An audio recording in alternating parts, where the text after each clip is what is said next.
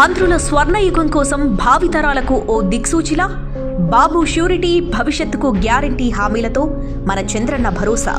ప్రతి ఇంట్లో చదువుకునే పిల్లలు ఎంతమంది ఉంటే వారిలో ప్రతి ఒక్కరికి ఏడాదికి 15,000 రూపాయలు సాయం.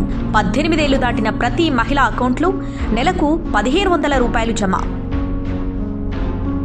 దీపం పథకం కింద ఏడాదికి 3 గ్యాస్ సిలిండర్లు ఉచితం.